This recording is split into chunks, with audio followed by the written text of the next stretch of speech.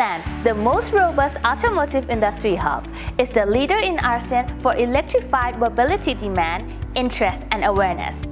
As there is an immense untapped potential in EV markets due to a marked increase in environmental consciousness and better understanding of electric vehicle or EV technology. Thailand is committed to playing a leading role in the global electric transportation revolution and fulfilling its international commitment to greenhouse gas reduction. Indeed, the use of electric vehicles or EVs has quickly become a practicality in Thailand, where multiple models of EVs from global and local manufacturers have generated great enthusiasm among local car users, attracted by their environment-friendly advantages, reasonable prices, and increased confidence in its long-term uses. However, barriers for EV adoption drop as consumers fear about running out of power before charging and maintenance costs.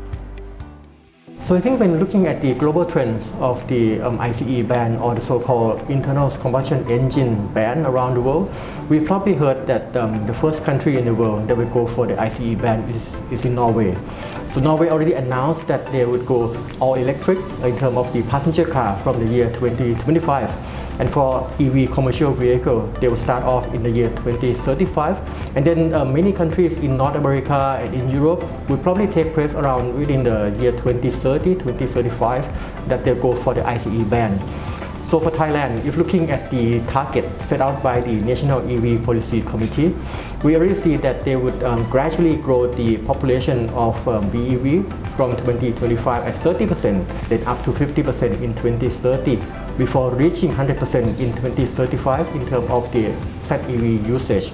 And therefore, I think the target for Thailand is quite clear. This is what I think would be a benefit for our entrepreneur, startup company and all the OEM investor to understand the timeline that Thailand is aiming at. Because comparing to other neighboring countries' product line and production, when they compare ICE car to the battery electric vehicle, which one would be worth the investment or worth the purchase? So I would like to say that when you look at the price point of the ICE car and BEV, of course in the market right now there are so many choices for ICE car. But when you compare the vehicle with the same price to purchase and then look deep down into the total, what we call total cost of ownership, you can see a big difference. So take for example, the maintenance cost will be much less because basically you don't need to do oil change or any fluid change within the engine because the whole engine is gone. And therefore the expected service interval for the electric vehicle is probably once every 2 years, not every year like in the past. That's one thing. Another thing is when looking at the energy cost per kilometer, you look at the current fuel price and take the average. It would mean that if you drive an ICE car, it would take about 2.6 baht per kilometer as a cost of driving average. And for the BEV, if you charge at home, it would be about 0.6 baht per kilometer. So that's quite a big difference. So I think overall life cycle of electric vehicle is much cheaper compared to ICE car, and it was the purchase and investment. Governments play an important role in promoting the growth of EV. To promote the growth of EV, the right policies such as tax credit, energy efficiency standards, carbon cap, investment support, trade program, and charging rate incentive are the key.